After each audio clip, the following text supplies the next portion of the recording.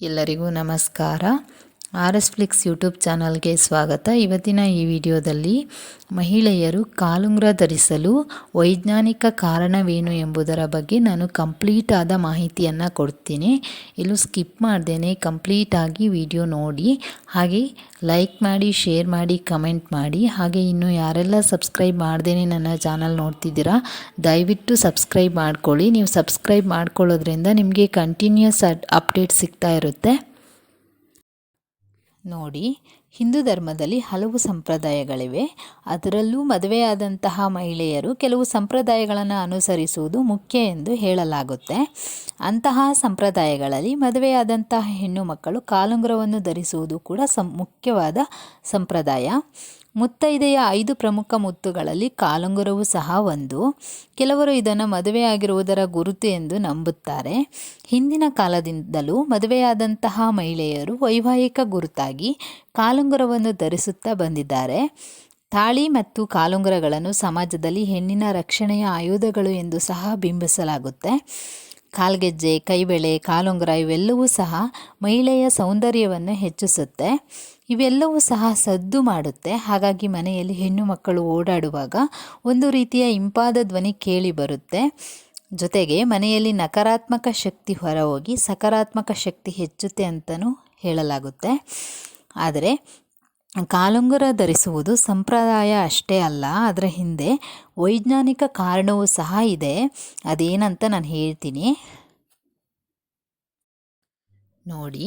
ನಾವಿಷ್ಟೊತ್ತು ಸಂಪ್ರದಾಯದ ಪ್ರಕಾರ ಮಹಿಳೆಯರು ಕಾಲುಂಗುರವನ್ನು ಯಾಕೆ ಧರಿಸ್ತಾರೆ ಅಂತ ತಿಳ್ಕೊಂಡ್ವಿ. ಹಾಗಾದರೆ ಮಹಿಳೆಯರು ಕಾಲುಂಗುರವನ್ನು ಧರಿಸಲು ವೈಜ್ಞಾನಿಕ ಕಾರಣ ಏನು ಎಂಬುದನ್ನು ತಿಳಿಯೋಣ. ನೋಡಿ, ನಮ್ಮ ಕಾಲಿನ ಭಾಗದ 2ನೇ ಬೆರಳಿನಲ್ಲಿ ವಿಶೇಷ ಅಭಿಧಮನಿ ಇದೆ ಎಂದು ವೈಜ್ಞಾನಿಕವಾಗಿ ನಂಬಲಾಗಿದೆ.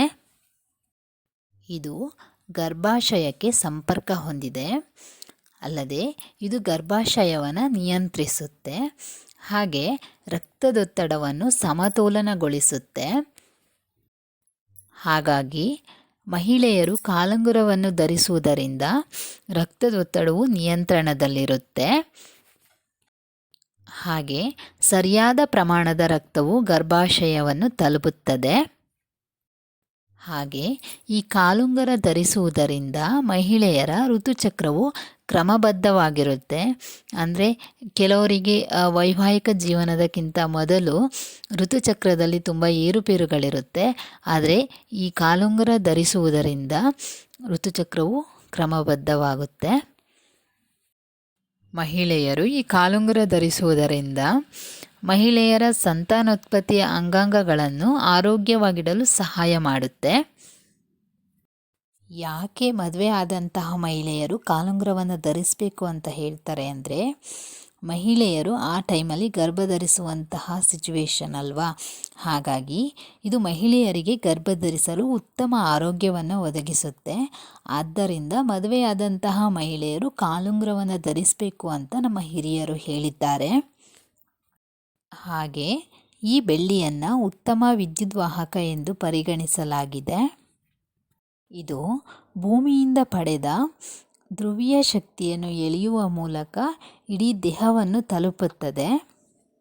ಇದರಿಂದ ಮಹಿಳೆಯರು ಹೆಚ್ಚು ಶಕ್ತಿಯುತರಾಗಿರುತ್ತಾರೆ ಎಂದು ಹೇಳಲಾಗುತ್ತೆ.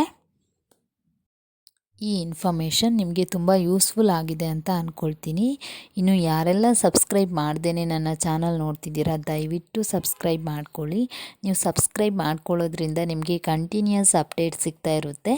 Thanks for watching friends.